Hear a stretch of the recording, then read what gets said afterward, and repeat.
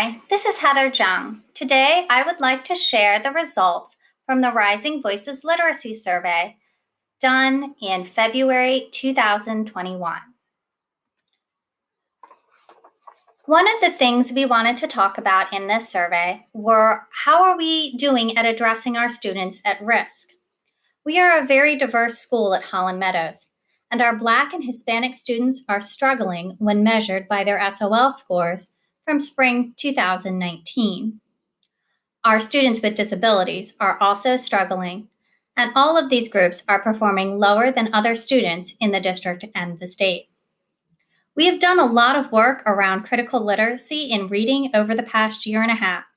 Chainer and Ladd et al., 2016, tell us that teachers who work through meaningful structures can bring about meaningful change in regard to teaching practice within schools.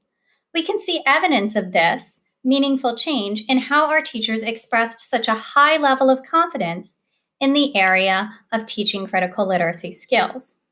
Still, that change has not been reflected in our SOL data. This could be because our SOL data is getting old and outdated, or there could be a disconnect between teacher confidence and student outcomes. It would be interesting to gather more data in this area, particularly data around student perceptions relating to these issues. Perhaps we could reach out to our wellness team for support in obtaining some more information about how the students are perceiving the efforts of our teachers. The next thing we wanted to investigate was what are our needs around PD. School-wide, we have a need to raise student engagement in independent reading. The big idea for whole group of instruction that came out of our assessment was around this area. In the book Whisper by Donalyn Miller, she tells us that students need opportunities for choice to build self-confidence during independent reading.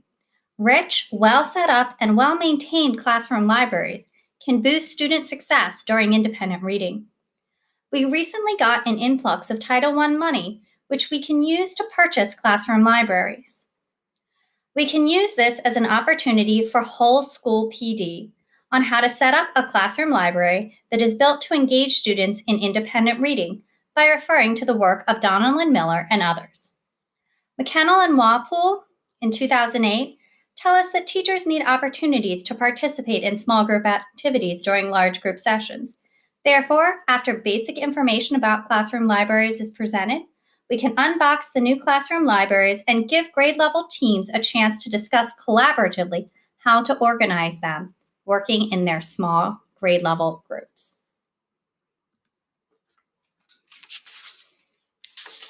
For small group PD, we have two areas of needs. The first is lab sites. We have conducted reading workshop lab sites with 3 grade levels already. We will want to conduct these with the remaining 4 grade levels during the 2021-2022 school year and begin conducting writing workshop lab sites during the 2022-23 school year. These lab sites will be preceded by walkthroughs to determine specific needs related to that grade level. Walkthroughs allow literacy coaches to get into classrooms for about 10 minutes to observe instruction.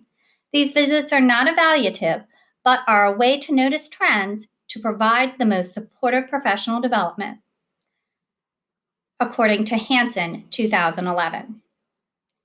Each teacher will develop specific goals based on the lab site for one-on-one coaching session. These one-on-one coaching sessions can provide observation, feedback, and support for teachers' individual specific goals, according to Shearer et al., 2019. Another area for small group need is book or study groups. Teachers benefit from professional learning that is differentiated for their interests, needs, and particular abilities, according to Risco and Vault, 2016. Book study groups provide this kind of professional development. These groups would be topic-based and voluntary. They would be focused around specific areas of interest. These groups could develop SMART goals based on their group's area of study. SMART goals, or specific, measurable, achievable, realistic, timely goals, relate to research methods and are used to inform instructional practice around an area of academic need, according to Harmon, 2011. These groups could also provide one-on-one coaching opportunities based on the specific work of the study group.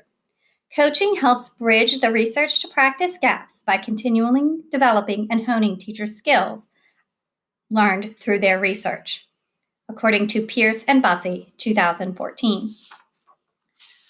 The goal of these groups would be for there to be representatives of various grade levels in each study group. They could then share out the learning of these groups during their CLTs. This would give classroom teachers an opportunity to develop and hone their academic leadership skills.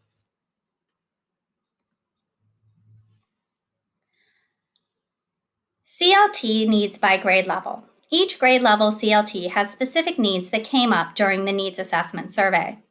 These can be incorporated by the literacy leader that is the facilitator of each of these grade level CLTs.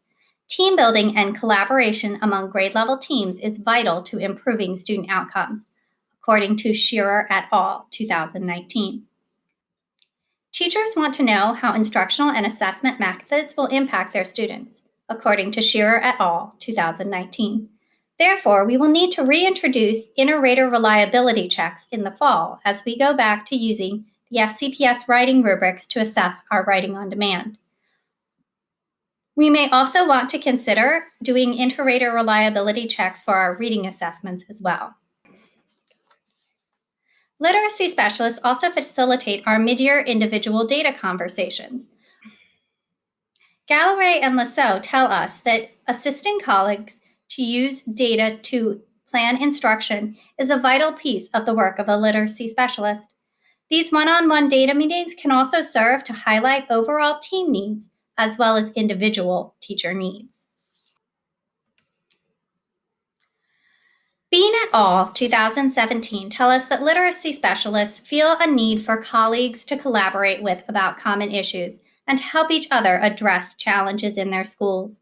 The 4 leading specialists at Holland Meadows have been very fortunate to have each other to collaborate with through the challenges of virtual learning. As a literacy team, we have spent a significant amount of time creating a wealth of materials for our staff to use during virtual learning.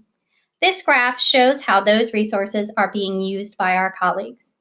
It is very gratifying to see that our colleagues have found value in the work that we have done over the past months.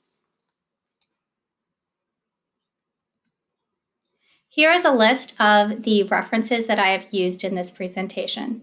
Thank you for listening.